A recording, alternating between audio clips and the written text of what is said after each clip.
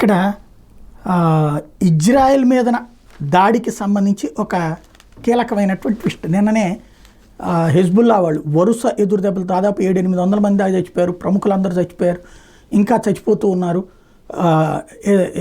Hezbollah చీఫ్నే target చేశారు. Hamas చీఫ్ని ఇంతకుముందు లేపేశారు కదా, ఇప్పుడు హెజ్బుల్లా చీఫ్నే టార్గెట్ చేస్తున్న దశలో వాళ్ళు తలడిల్లిపోతున్నటువంటి సందర్భంలో కడుపు రగిలిపోయినటువంటి వాళ్ళు బాలిస్టిక్ క్షిపణి అంటే అణ్వాయుధాలను ప్రయోగించగలిగినటువంటి శక్తివంతమైన క్షిపణి, శబ్దానికంటే వేగంగా ప్రయాణించగలిగేటువంటి క్షిపణిని ప్రయోగించారు.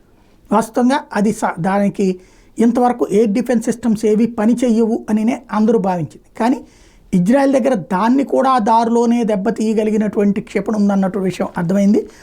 తాజాగా ఏదైతే ఖాదర్-1 బాలిస్టిక్ క్షిపణి ప్రయోగించి ప్రకంపనలు సృష్టిస్తే 11 నెలలుగా జరుగుతున్న గాజా యుద్ధంలో టెల్-అవీవ్ లక్ష్యంగా హెజ్బుల్లా ఈ క్షిపణిని ప్రయోగించడం ఇదే తొలిసారి అయితే దాన్ని ఇజ్రాయెల్ అడ్డుకుని గాల్లోనే పేల్చేయడం అన్నది మరొక అతిపెద్దదైనటువంటి అంశం.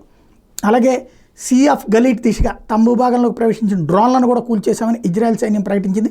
ఈ డ్రోన్లను ఇరాక్, సిరియా గగనతల నుంచి హెజ్బుల్లా ప్రయోగించినట్టు చెప్పుకొచ్చింది. ఖాదర్-1 క్షిపణి గగనతలంలో ఉండగా టెల్-అవీవ్ సెంట్రల్ ఇజ్రాయెల్లో సైరన్లు మోగినాయి. ప్రజలు భయభ్రాంతులకు గురయ్యారు. ఎట్లాంటి ఆస్తి నష్టం సంభవించలేదు. వాళ్ళందరూ దాదాపు 1,00,000 మంది అక్కడ ఉన్నటువంటి వీటిలో షెల్టర్లలోకి పరుగులు తీశారు.